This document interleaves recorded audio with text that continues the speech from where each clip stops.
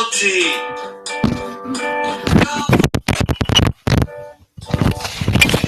Good morning. Good morning, everyone. Happy Thursday. Happy May 4th. Happy May 14th. I'm still thinking the force is with you. Good morning, everyone. Happy Thursday there. World history and ancient history, English and science, even literacy. Go multi.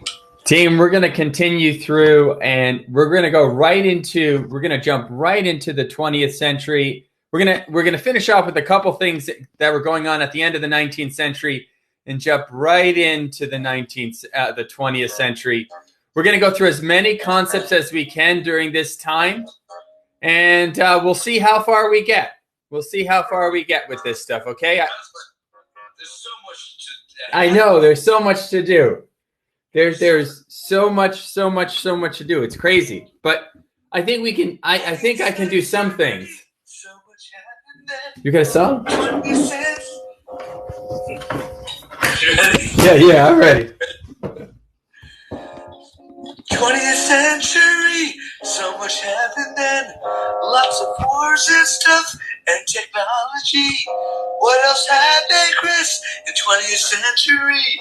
Automobile and the microchip, defining human genome and the atom bomb. EF equals C squared, and I love Lucy. Same as it ever was. Go multi. Same as it ever was. Go multi.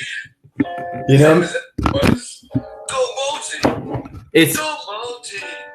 I'm gonna the version that I'm gonna do for this right here. It's like I have to admit in the one when I studied this stuff. That song, Chris? I did, and I liked it. Thank you, John. Do you know who wrote that song? Who did? Who wrote it? That's David Byrne of the Talking Heads. I didn't know that. Who knew that David Byrne of Talking Heads knew about Go Multi? Who knew? There's two ways to do this class. One way is to just gloss over it, and the other way is take your time. And I think, when you think about the 20th century and everything that happened in the 20th century, I think what I'm going to have to do is I have an hour with these teachers this morning. I'm not going to be able to go in. I'm not going to be able to take time at all. I mean, of course not, right? But Of course. I know. We just have to move through it. I mean, they paid for it, right? No, this is free. This is All right. This is a bonus session. No, It's just scary when you think about all the wars and everything that happened and what's going. Anyways, that's what we're doing today. And civil rights in America, like So much, so many generations, so much, and then we still have to do the end of the 19th century after the Civil War. I mean, 100 years ago, they were going through the Spanish flu, which was similar. I know that this is, and I just added that in. I never had that down in the class. I never covered that one thing, which is ridiculous because it impacted almost as much people as World War I. I mean, it's maybe more. Did more people die? I know, and I never like. I mean, it's crazy on the events that you target. Millions of people, right? 50 million people. That's a lot. All right, team. We're gonna start. And people's populations were a lot smaller back then. Yes. I mean, countries. I mean, when you think about it, relatively, 50 million people back then is so much more today. I mean, it's very. I mean, there's different. I mean, we're not going to talk about that. We're going to focus on other things, but it's hard to choose. Right. A live loss is a live loss. Yes. All right. Here we go. Okay, so I want you to know from yesterday, right?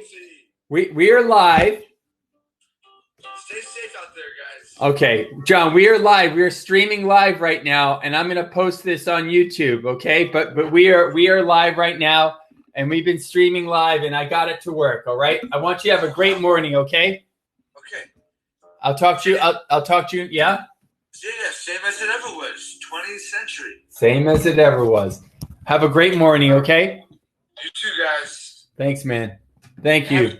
I'll talk to you a little bit over the weekend. Okay. I really wish I could stay. No, I know. I had to start. I had to start, though. I have to start. I have to go practice trombone. Have a great morning, okay? All right, guys. All right. Have a great Thursday. Everyone, let's give it up for Jonathon Arons, okay? Oh, Thanks, everyone. Thank you, John. I'll talk to you later, okay? We're going to fade out.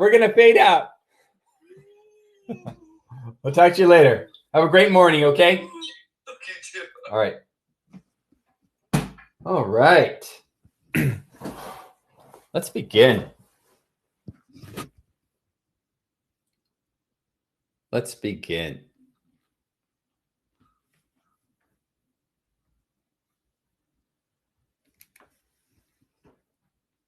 Hi, team. Good morning. Good morning, everyone. Hi. Hi there. Good morning. Got to give you credit. We've had a lot of teachers come in. There's more teachers in this session than there. We have double the amount of teachers today than in previous sessions. So that's wonderful. That's great.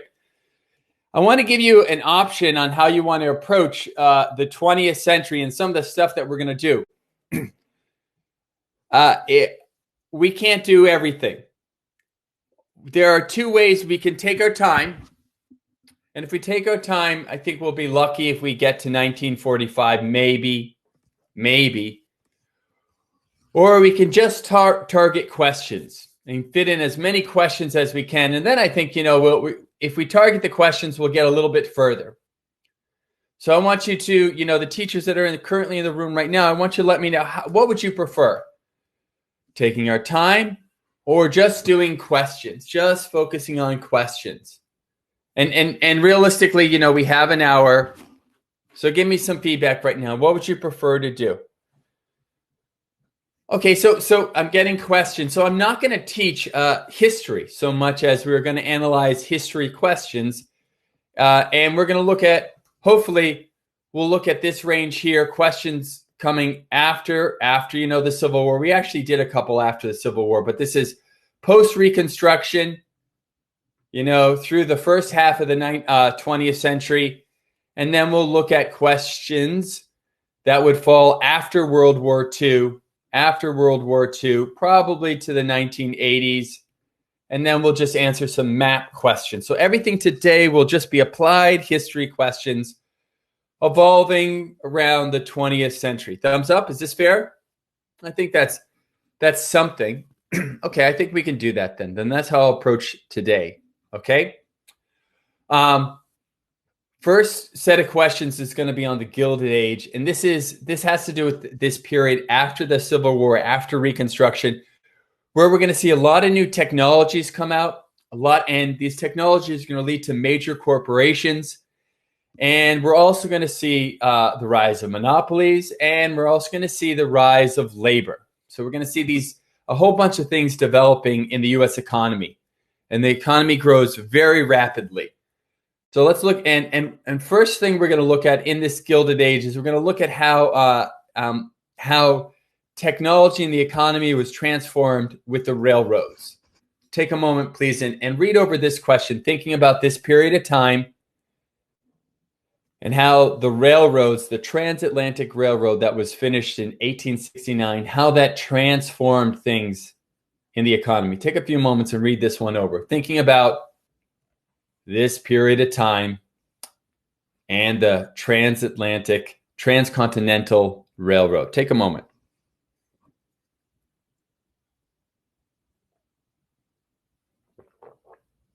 It says here, the last half. So let's think about the last half as sort of after the Civil War. Okay, let's think of after the Civil War.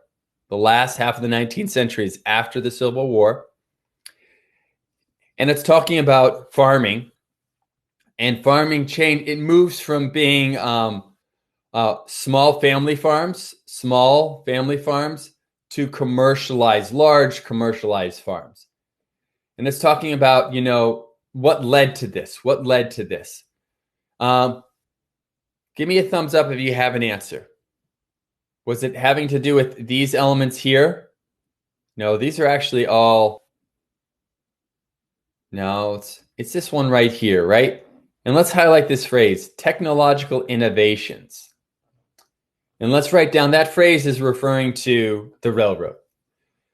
And the railroad that's connecting East Coast, West Coast, up, down. This is a new technological innovation. You can cross the country. Now what would have taken a few months, now it's going to be decreased in a much shorter time. So now large farms and large commercial farms are able to move their products all around the United States much faster. And those commercial farms are going to have much more influence in moving products than the local farmer. Thumbs up? And this is what we're referring to. And at this time, this was a big deal. Okay, let's look at another question, okay? This one's involving division of labor. When you think about division of labor, this means within every industry there is, we've talked about specialized labor before, but now when we think about division of labor, every industry is going to have, be broken up into different tasks so that each task can be specialized in. Take a moment and read this one over. What is the industry here? What are we looking at here? We're looking at law enforcement. Is that right? And in that one area, there's several divisions of labor. We have patrol, detective, domestic, yes? Traffic. Now this is taking this one industry and it's giving an example of what? What's the answer? Division of labor. Who finds this one not that bad, right? Who's like, yeah, I got this. I mean, if I know what division of labor is, I can definitely spot that this is an example of division of labor, right? Yes? I think this is the thing. Some of these questions are going to be fairly easy, right? They're going to be relatively easy as long as you already have in your mind what this idea is, division of labor, and you can recognize it when it comes in a question. Who agrees? So you're going through these, you're making sure you understand each one of these phrases, because if you saw this on the test, you'd want to be able to recognize it on the test. They give you a scenario, you got to match up. Look at this right here. They're describing the concept. They're describing it. They're describing the concept, and you got to match up the concept. So you have to recognize the concept. All right. This is probably the easiest type of question you're going to have, where they give you the description of the concept. They literally describe the definition or give an example of the concept. And if you know it, it's easy. If you don't, it's hard. Thumbs up. Okay. Let's jump to another one right here. And this one, I'm going to jump a little bit because we want to fit in as many as we can, and I can't do every one. Let's talk about entrepreneurship. These are startup companies 10 years ago. This is from 10 years ago. Now, does anyone see a startup that has lasted and has really gained popularity? Any startup company that has gained popularity? This is from 10 years ago. But what has a startup? Duolingo. Is Duolingo big now? Who's heard of this one right here? And I know it's getting hit hard right now, but who's heard of Uber, right? Who's used Uber before? Okay, so any one of these are examples of entrepreneurship, but startups are an example of entrepreneurship, and these are companies that are providing a service or a way of doing things or a product. They're finding a new and profitable way to offer these things. So Uber is doing a service. They found a new and profitable way to offer that service. Give me a thumbs up. Yes? So when we think of an entrepreneur and entrepreneurship, we're looking at companies that find new and profitable ways to provide a service or product, thumbs up, to make money. Take a moment, read the question. Again, this isn't a short question. It's got a tier 3 concept, right? And they're looking for you to define it. So if you know what this tier 3 idea is, then the definition, all you're asked to do is define that concept. Give me a thumbs up if you have an answer. Give me a thumbs up. Give me A, B, C. What do you got? What's the definition of entrepreneurship? Companies like Uber, they're finding a profitable way to organize land, labor, or capital. So which one is Uber doing? They're finding a profitable way to do what? To reinvent what? They're providing what? A service or labor, right? So one example could be Uber, and Uber is finding a profitable way to reorganize labor using technology. Thumbs up? Give me thumbs up, yes? So this is literally another question where if you know the tier 3 word, you know the definition of that word, okay, you'll be able to get to the answer a little bit faster. Okay, how about let's jump. We have to jump. So in jumping, we're going to really connect, the progressive era, which is this time frame here. And this is that time when the US government was getting involved and passing laws to protect the consumer. These laws were like the Meat Inspection Act or the Food and Drug Act. These are laws that are passed because at that time, there were no regulations in factories to make sure that meat was sanitary, okay? Or drugs that you take, medicines that you take were safe. So they're passing these laws. The federal government is very hands-on. I'm going to put hands here. They're very hands-on getting involved, passing laws to protect the consumer, okay? Increased regulation. We have a period of increased regulation. And then we go into World War I. And let's jump, we're jumping. I'm so sorry, but we have to jump. But let's just mark a couple things, World War I. First of all, let's look at the dates of World War I, 1914 to 1917. There's a lot of different things we could talk about that lead to World War I, but the one that we're going to focus on, if you're writing an essay, a history teacher, on factors that led to World War I, you'd want to talk about nationalism. You'd want to talk about an arms race. You'd want to talk about these things. But the one that we're going to look on is this assassination of this Archduke in Austria. Give me a thumbs up. And this sort of was the thing that broke the camel's back in terms of launching the world into World War I. Give me a thumbs up. Yes. So we got the war started with this assassination of an Archduke in Austria, and this along with several other things, ignited World War I. We have different groups. We have Central Powers. We have Allied Powers. Okay. Again, I'm going to jump around. The United States, did the United States get involved? Did we jump into this? Did we get involved immediately? No, we waited. The war starts in 1914, 1915, 1916. When you write it like this, it really means that we waited a long time because we didn't get involved until 1917, right? So we waited 3 years for this war to occur. And this was a very costly and violent war, trench warfare. Okay, we do get involved in 1917. And let's highlight something here. It's that U.S. involvement that sort of turned the tide.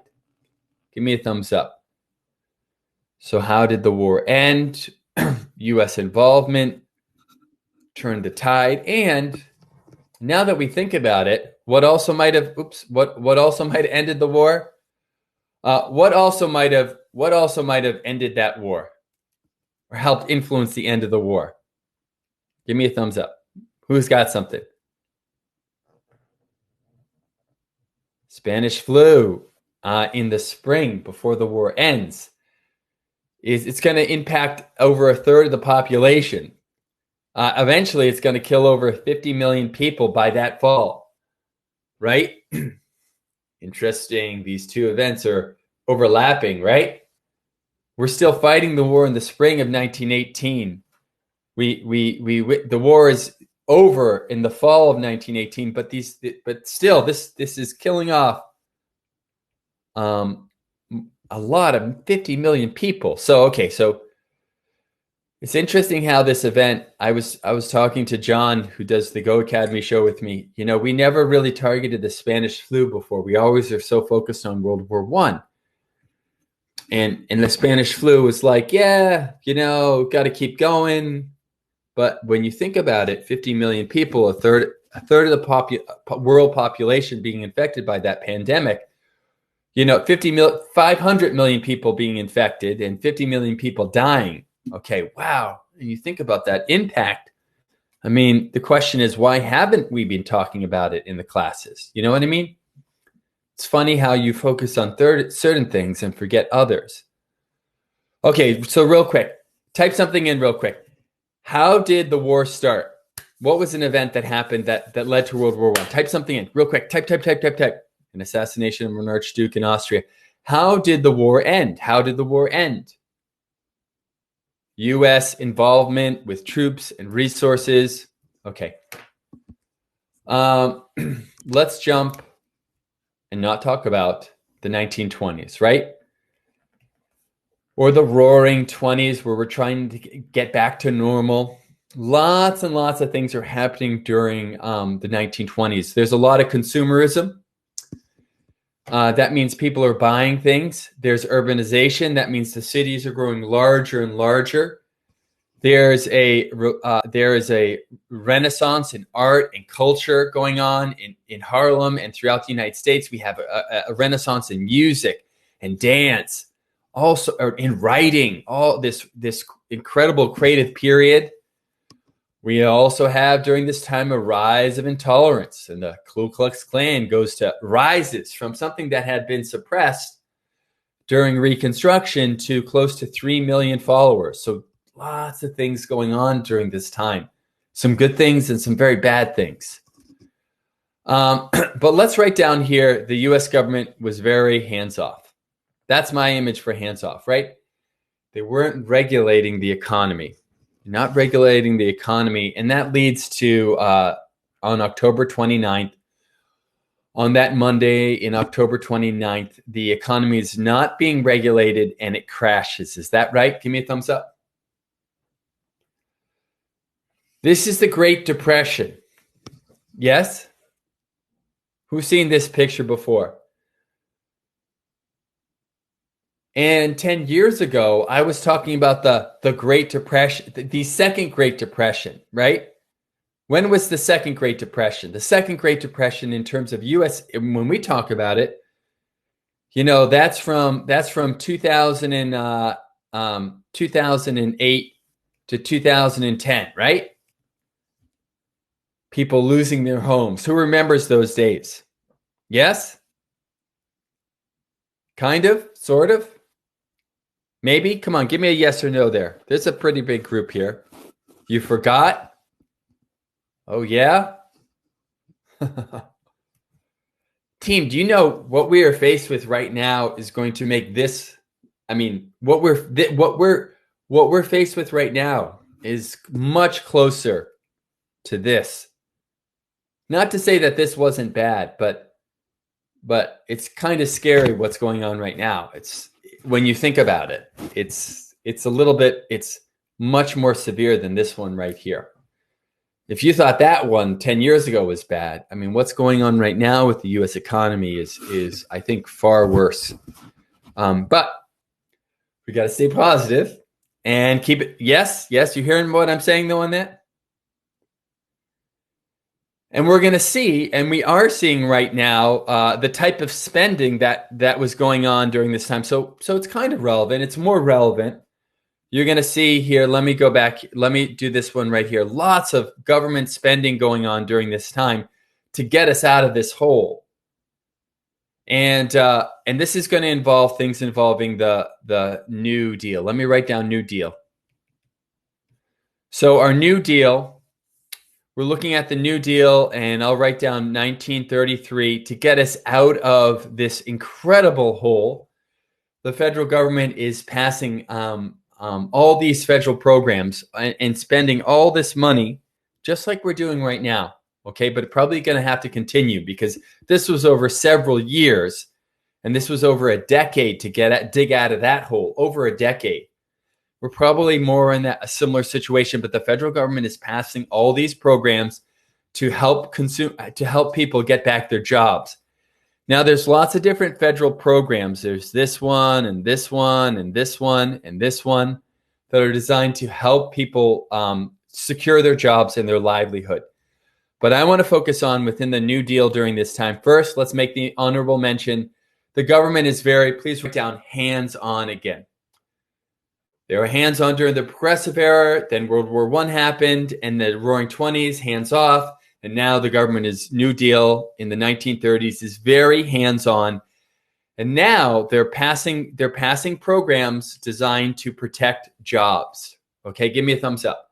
And to protect livelihoods during the New Deal. Thumbs up. And one of those is the WPA. Who's heard of the WPA? The Workers Program. Who's heard of this? Progress Program. Who's heard of that?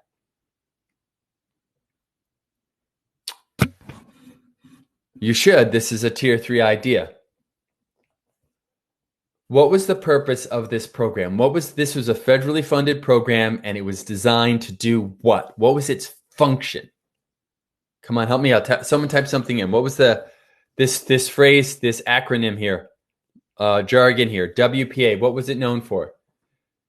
It was known for jobs. It gave millions of people jobs in the 1930s that had lost their jobs. Building schools, building libraries, building bridges, building tunnels, building the infrastructure throughout the United States that we use today. You know, the United States right now is probably going to head into something where they're going to need something more like this than ever before. We're in the range of how many people have lost their jobs? 30 million people have lost their jobs. Team, do you know how crazy that is?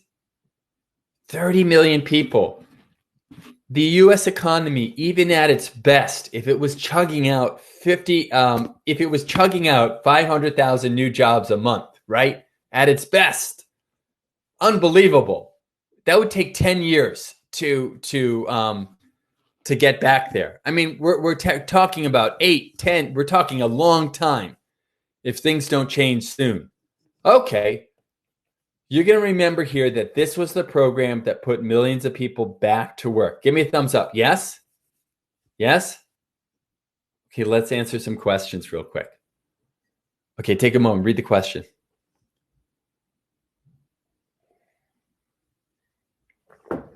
We have the Progressive Era, which was very hands-on. The government was passing laws to regulate what was going on in factories to protect the consumer, and the New Deal, which was very hands-on. But let's see here.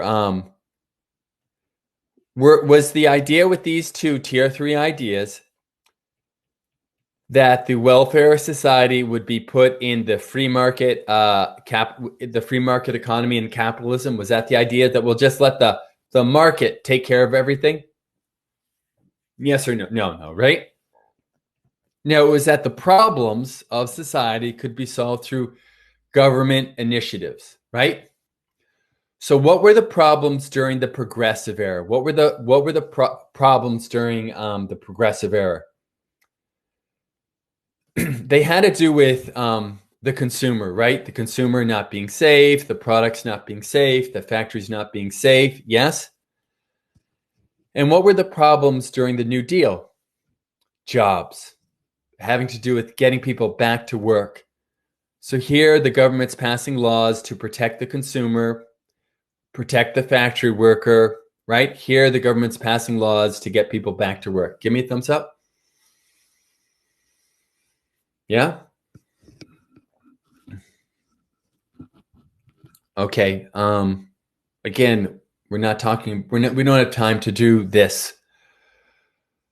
But if we were talking about how we go from the end of World War I, 1919, to the beginning of World War II, 1941, right? So we just end the World War, and this is the end of World War I, and coming out of World War I, and we start another World War, World War II. I mean, how does that happen within a generation, right?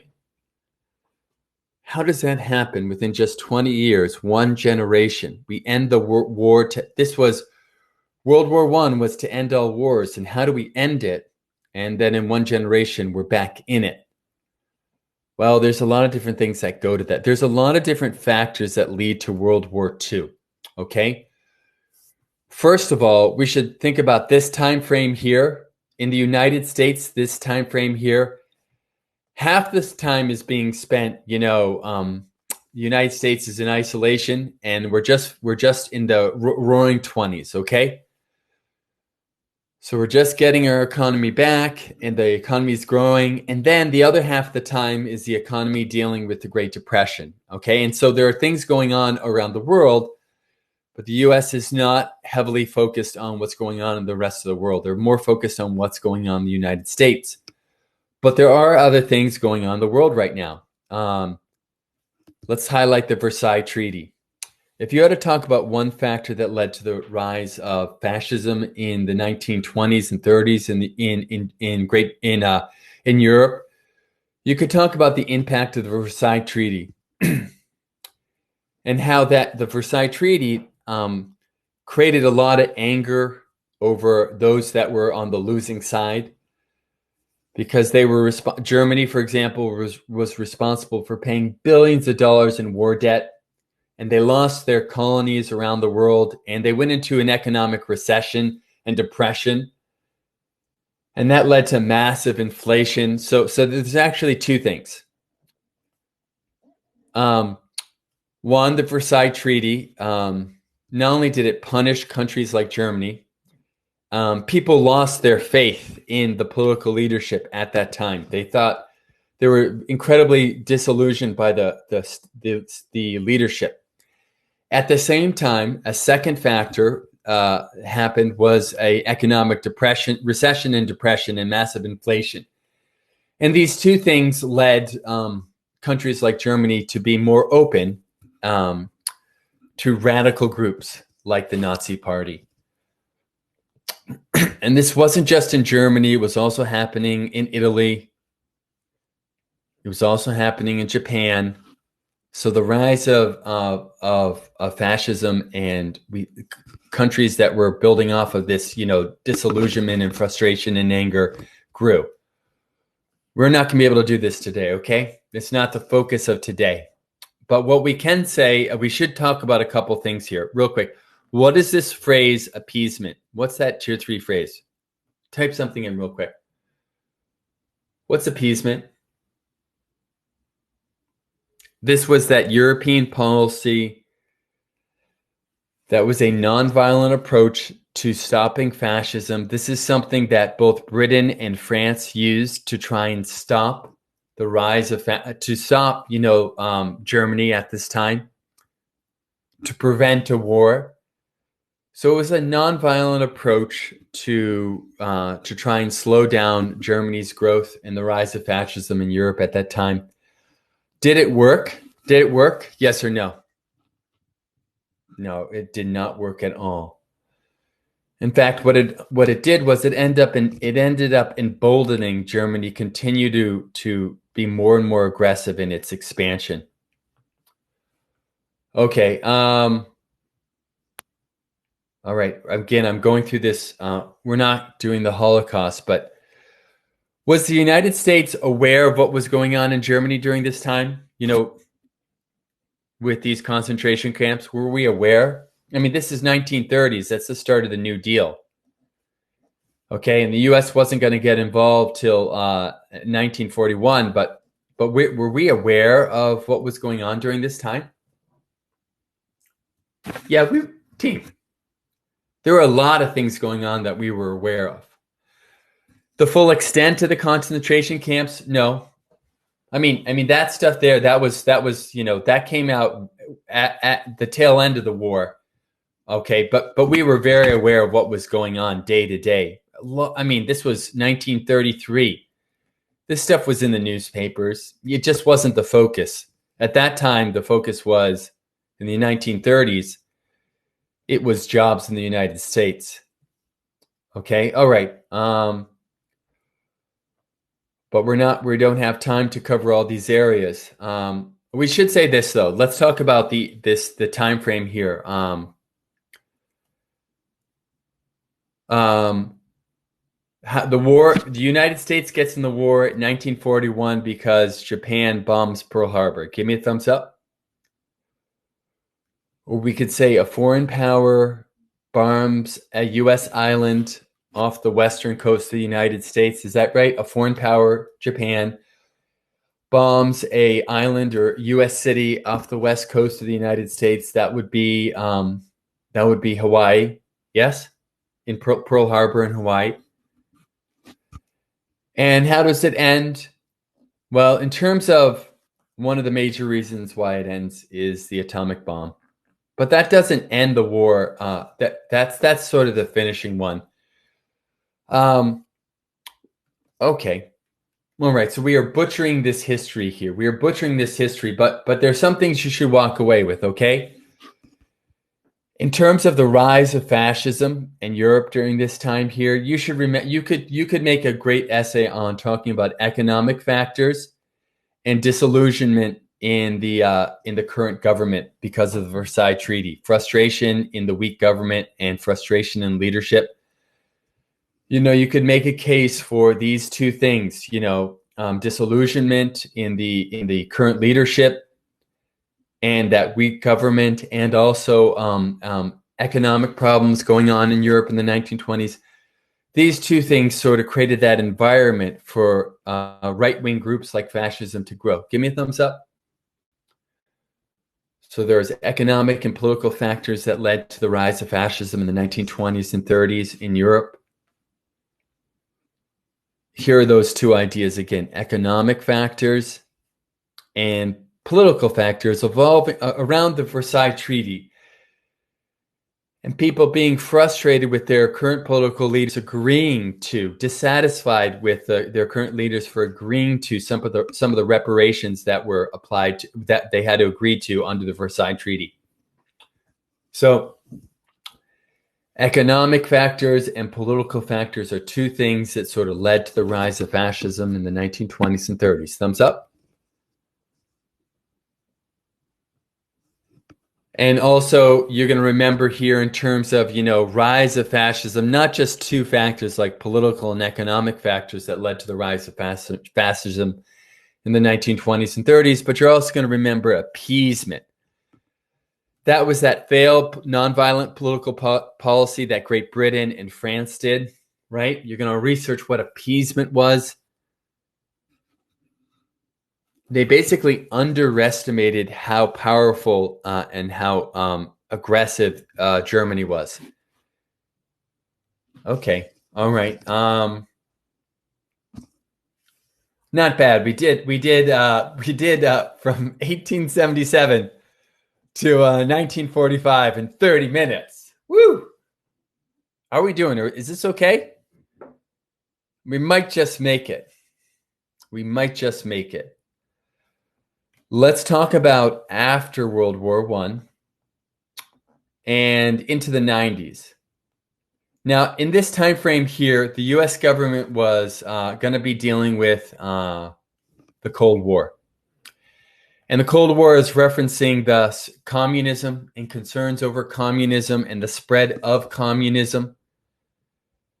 And it's not just the Soviet Union. We're also talking about China within a few years after World War I turns communism. So now we have almost a third of the population that's communism. And so now when we talk about Cold War and this time frame here, let's just all write down the U.S. policy during this time frame. I should really write down from this time frame here to 1990s was really to stop the spread of communism.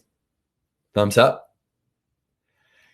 And we're going to see this in all the proxy wars that occur during this time. We'll see this in the Korean War. We're also going to see this not just in the Korean War. We're going to see this in the Vietnam War too. In both the Korean War, the Vietnam War, let's highlight the Red Scare during this time here too. It was all about stopping communism or the fear of communism in the United States. Give me a thumbs up. So the United States gets involved in the Korean War. And so there's North Korea, South Korea. Who is funding? This is a proxy war, so we're not directly involved. Who's supporting South Korea? Who's supporting South Korea? The United States, right? Who's funding and supporting North Korea? Who's funding and supporting the North?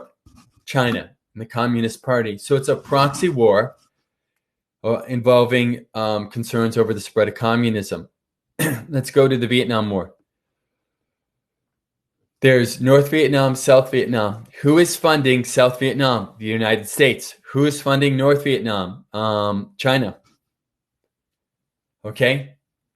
And there's this idea out there called the domino theory. What was the domino theory in terms of what was that connected to the Cold War? What was that? That was this idea in terms of what was it saying about communism? That people should play dominoes, that communist countries like to, what is it? It had to do with the spread of communism, saying that, you know what, if we don't stop communism has already spread in China, it's spreading in Vietnam, and if we don't stop it, it's soon going to impact Western countries like India and the United States, right? So it was used as the justification to get involved in all these long, protracted wars, the Korean War, the Vietnam War, the Afghan War. So it was that U.S. policy justification for why we're in that war. Thumbs up? Yes, all these wars going on during wars that were legal and illegal, undeclared and declared at that time to stop the spread of communism. Thumbs up? Okay. I just have to do questions. All right. Some questions have been cut. Let me see which ones I can add in. Okay, I'm gonna jump. Okay, because we don't have a whole lot of time. I'm gonna do civil rights movement. I'm gonna do Kennedy. I'm gonna do Reagan. Just a couple more questions, then we'll get to maps. Okay. First, during this time where we have this we're fighting the spread of communism and fighting all these wars, we also have a huge jump here, the civil rights movement, right? Yes? Give me a thumbs up. Now, this is May 18th, 1954, and the headline here is referencing what? Segregation's unconstitutional. It's referencing Brown versus the Board of Education. So Brown versus the Board of Education, 1954, it's not the start of the civil rights movement, but it's definitely the first major new piece of legislation that moves us back into protecting civil liberties, civil personal rights, the right to the rights of the individual, and everyone getting a fair and equal, everyone being treated equally with the federal government. So under Reconstruction, remember under Reconstruction we had the 13th, 14th, and 15th Amendment. Well, Brown versus the Board of Education, we after Reconstruction we take two steps back. And the 14th and 15th Amendment, the progress that was made there in civil rights and voter rights was mainly nullified. And now we're making some steps forward. Thumbs up. Many, many events going on in the civil rights movement in the 1950s and 60s. All these major events going on. And these are only a few. But when we think about all these events, they're leading up to these two right here, the Civil Rights Act of 1964 and the Voter Rights Act of 1965.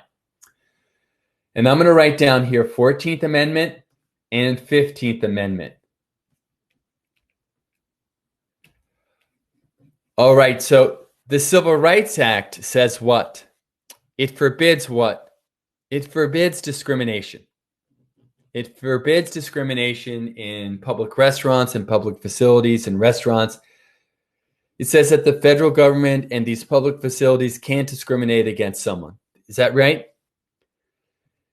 And this law, it goes back and it reestablishes and adds some teeth back into the 14th Amendment.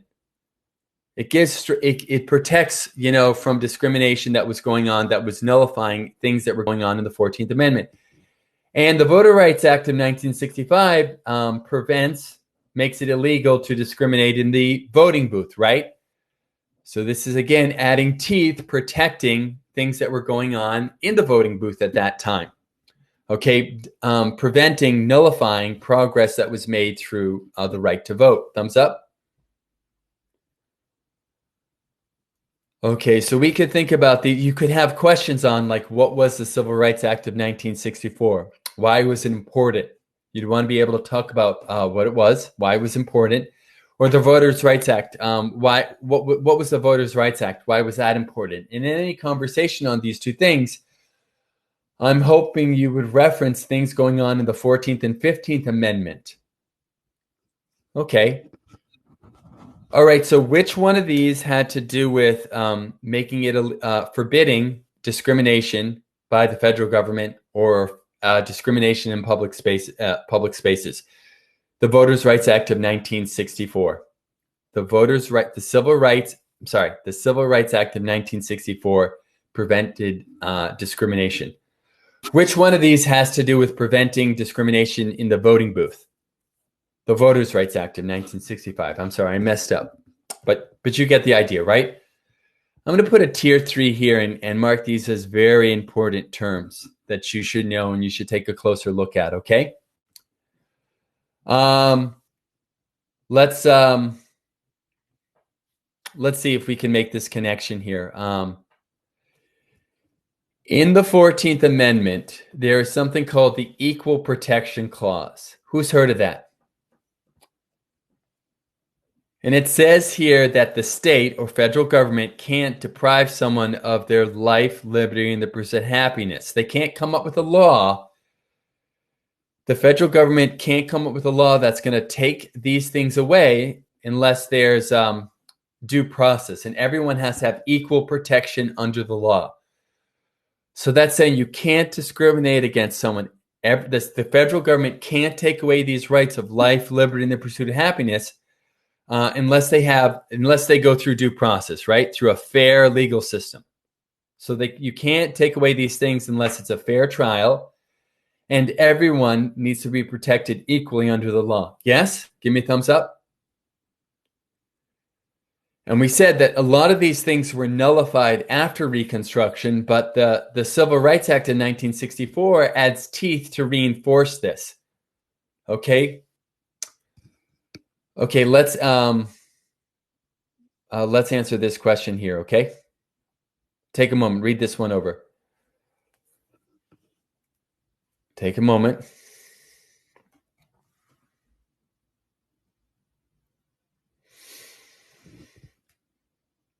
Now we got events here, here, and here. Where was the discrimination taking place here? It was taking place where? In the what? Jobs. And where was the discrimination taking place here? In the schools. And where was it taking place here? In voting. Is that right? Give me a thumbs up. And in all these ones right here, we're going to talk about how, especially in the U.S. Constitution, in the 14th Amendment, and all these other areas, the 14th Amendment and what was used to come up, what was used is equal protection laws under the 14th Amendment. So the 14th Amendment was used to make sure that there wasn't discrimination in the workplace. The 14th Amendment equal protection laws were used in Brown versus Board of Education, saying that everyone in public schools deserves an equal access to education. The 14th Amendment, the Equal Protection Clause, was used in the Voter Rights Act, meaning that you can't discriminate in voting. Give me a thumbs up. So we're actually going to see this on the 14th Amendment. This thing that was in the 14th Amendment, we're going to see being used over and over again to protect people's personal liberties as well as their right to vote. Thumbs up. Okay. And this doesn't just stop at the civil rights movement, right? Then equal protection under the law gets carried over. How does equal protection under the law, and how does this also impact, where does this, let's even go even more current.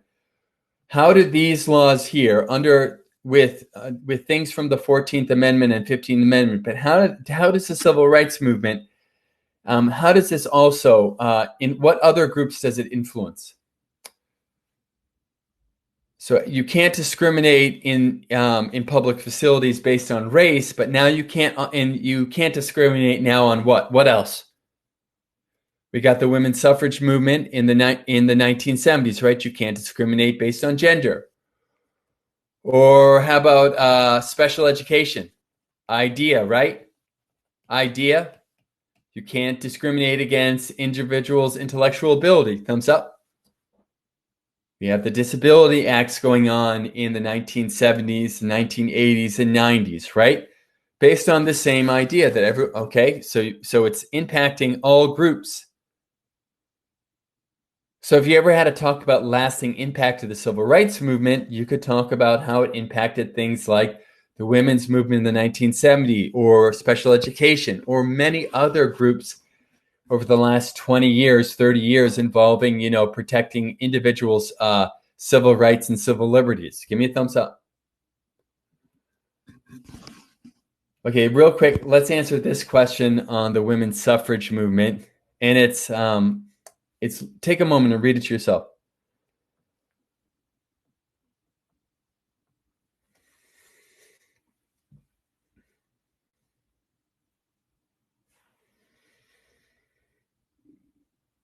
There's so much history that we're not doing here, but we are making a comparison between two groups here. We have the 19th century movement. So I'll write down here 1850, Seneca Falls, right? And we have the 20th century, and that's going to be, let's think about that as the 1970s. And we also should be thinking about, eventually, in about 20 years from now, we'll have questions on what? We'll have questions on what? What would be the next group? We have stuff going on here with the women's suffrage movement. We have stuff going on here. And in 20 years, we'll have stuff on what? Come on, write something down. What would be the next wave of, in terms of, when we think of jumps and major jumps in terms of, but what could we talk about here? What movement could we talk about in terms of the Me Too movement, right? I don't think you'll have a question on Me Too movement for another 20 years, but then you'll find something in 20 years from now, and that will be in 20 years, the teacher exams will have something on Me Too. Maybe, or 30 years, they'll have something on Me Too. I'm sure of it. And it'll be how the Me Too movement in the 2020 was different than the 1970s, right? Okay, right now though we're not there yet. This exam is doing history that's over 30 years old. So let's just stick with the stuff that it's got. So 1820s was focusing on wanted citizenship rights, right? And building up education. So this is more referencing this one right here. Yes? The 1970s, what's the answer to this one? Was challenging more what? The focus was shifted a little bit to what? Over motherhood and professional careers, right? Give me a thumbs up. Now, questions like this and this whole test is in need of a major, massive revamp. a mega overhaul. So I think that in the next couple of years, this test, when it's rewritten, you won't have questions like this. You'll have questions that they put a lot more thought into expanding them out a little bit. But right now you're dealing with questions like this that boil down these two movements into just a sentence, right? And so it's very, very, very generic. Who sees how generic this question is, right? Who sees that? Yeah, right. I mean, this may be one question you have on the women's suffrage movement from the 1850s and 1970s. So I think in future exams they will do. Hopefully, they will get into these questions in much more detail, and they'll be harder. But right now, I don't think you have that. So you just need to know this general stuff. I want to jump, and I want to jump to. Oops. I got something that's all scrambled. Is that all scrambled? It is. So what I'm going to do is only work on the second question here, but let me just do a little preview. 1980s Reagan administration, okay? What's foreign policy? Foreign policy at that time, foreign policy is to do what? Stop what? Stop what? To stop communism, but then communism collapsed, and that when it collapses, then it's all about stopping, monitoring the nukes and monitoring the collapse of the Soviet Union, right? So foreign policy is to stop communism, and we're fighting all sorts of things like the Afghan war, trying to stop and funding the Afghan war, all sorts of proxy battles. But at the end of it, we're also trying to monitor the collapse of the Soviet Union and monitor the nuclear weapons. Okay, we're going to do domestic policy. So we're going to do Reagan domestic policy. Give me a thumbs up. And it's all going to be about reducing. So I'm going to write down here, reduce. We're going to reduce a lot of things. In domestic policy, we're going to reduce, let's start with the first one. Reduce spending. We're going to reduce federal spending on government programs and reduce taxes. And we're going to reduce regulation or red tape. So give me those R's again. Reduce spending for after-school programs, and reduce taxes for the rich. Okay? And reduce regulations to making it easy for, we're going to reduce things, right? Give me a thumbs up on reduce. Yes? Yes? Good. Read the question. Go. Read the question. Oh, wait. I already answered this one, right? Oh, shucks. The questions got swapped. Okay, let me see if I can salvage it from here. No, I can't. It's all mixed in. Okay, there's a question here on Reagan and on reducing, right? And you're going to remember with a Reagan, what were the three things that Reagan's administration domestically was doing? Reducing what? What were the things they were reducing? Reducing spending. So you wouldn't have something on increasing spending, right? It wouldn't be increasing spending. It'd be decreasing spending. And you wouldn't be increasing wages, right? You would, under Reagan, we weren't increasing wages. We were decreasing wages. Is that right? And we weren't increasing taxes. We were decreasing taxes. And we were decreasing regulations or making it easier for companies to go overseas. Give me a thumbs up. Okay, so Reagan, so for this stuff right here, you just have to study this paragraph on Reagan's domestic and foreign policy. Okay? We got 8 minutes. Let's see what we can do with this. Just a couple of questions here, right? I think we're actually covering a lot within such a short period of time. First, latitude. Latitude is things like the equator, is that right? Or things like, what's the northern line of latitude? What's that called? The northern line of latitude is called what? The what? The northern line of latitude is the Tropic of Cancer, and the southern line of latitude is the Tropic of Capricorn. Is that right? Yes or no, team? And surprising. You say yes now, but how many of you will remember that? How many of you will internalize that? So that when you're asked what is the northern line of latitude on your test, you'll remember that it's a Tropic of Cancer. I mean, these are all tier 3 words. How about longitude? Longitude, now we're dealing with lines like the prime meridian, right?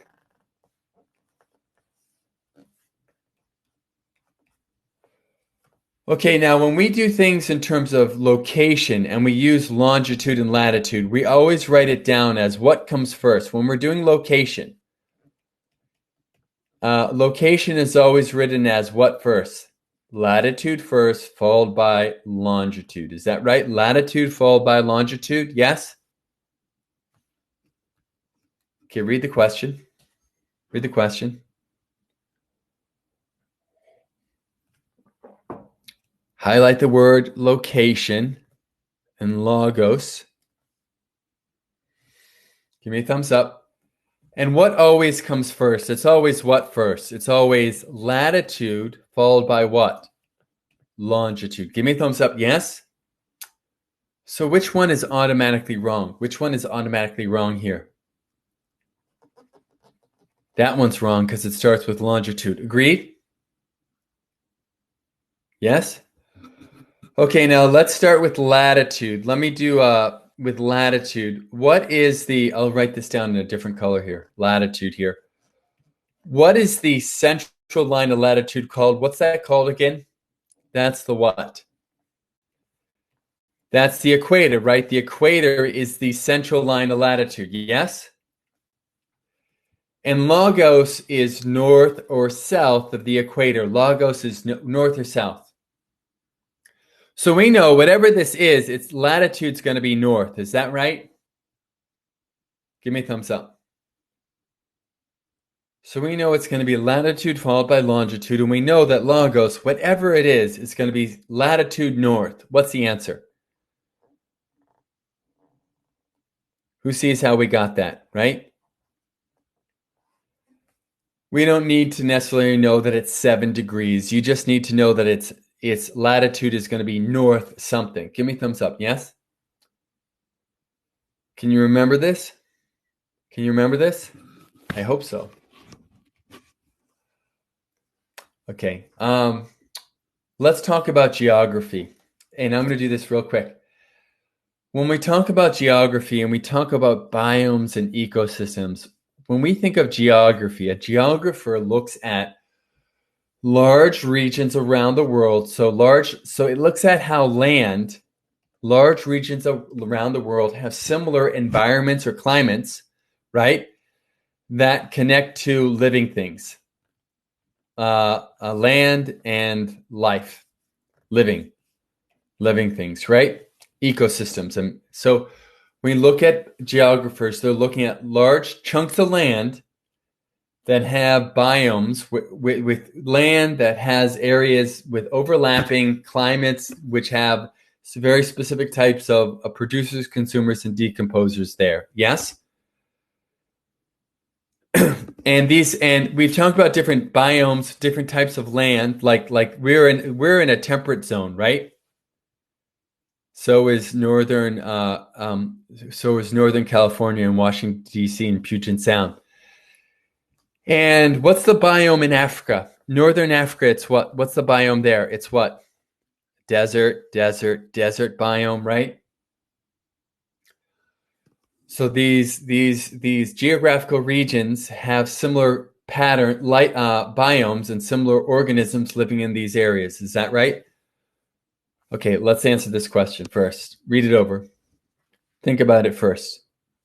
Read it to yourself.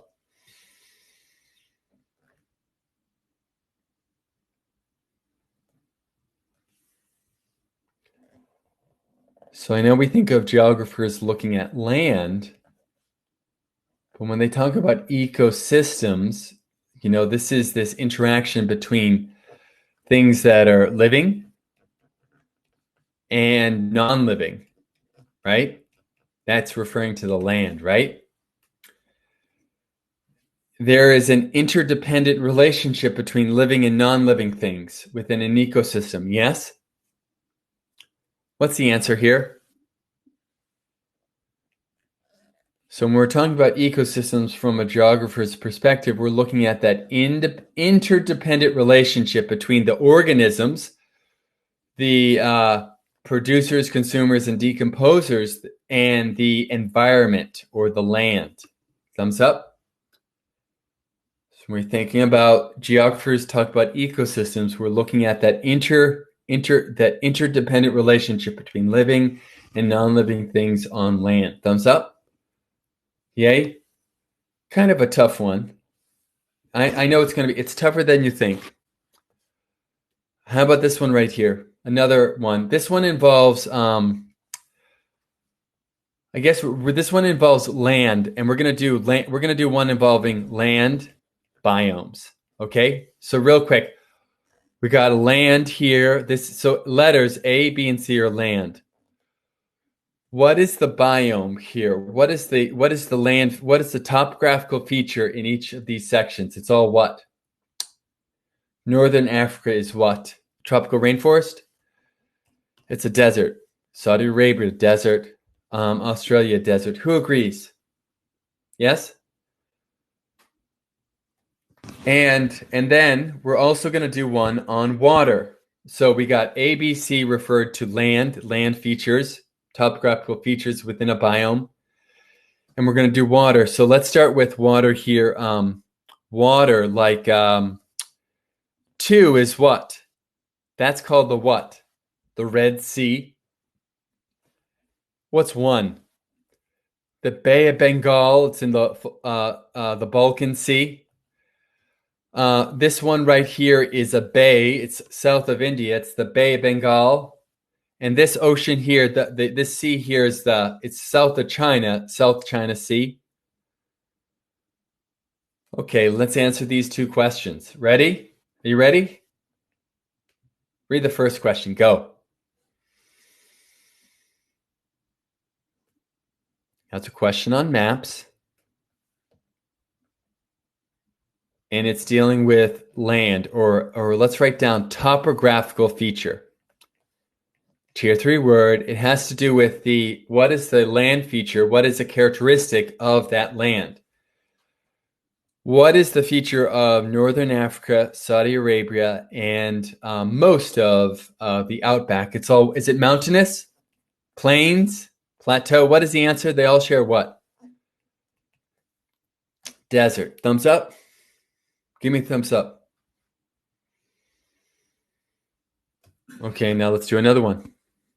Same map, read it over. Go. Now this is involving waterways.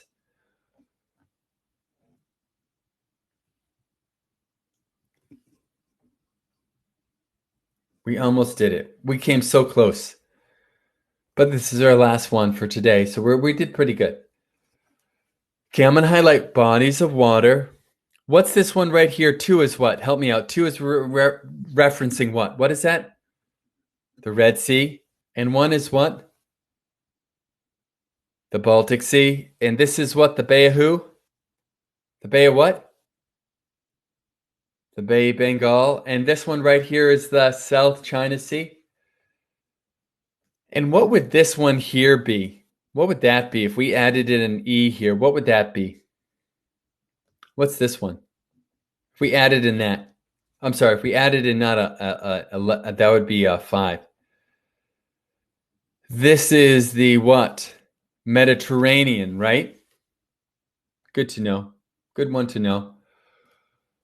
Okay, who can remember that this one right here is the Red Sea? The Red Sea. Thumbs up. If you can remember that, then what's the only one that's right?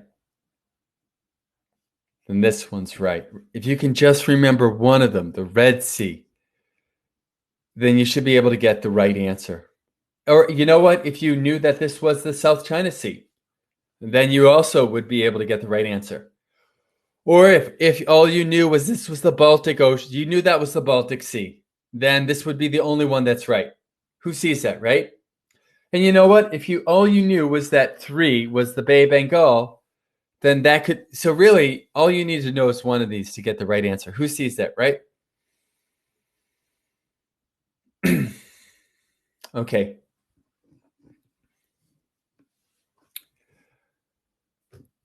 Okay, team.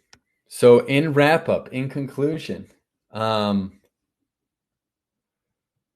we have covered a lot of things. And I'm always going to go back to the pre-workshop homework here. This is where this group needs to start. And you start with the terms bolded in black, and then you add on the other stuff. And you do this for history, as well as science and English. We have said before there are a lot of terms here, but just in history, because we've been doing all this stuff on history, right? There's a ton of terms here in history. This is page 1, 2, 3, 4, 5, 6, right?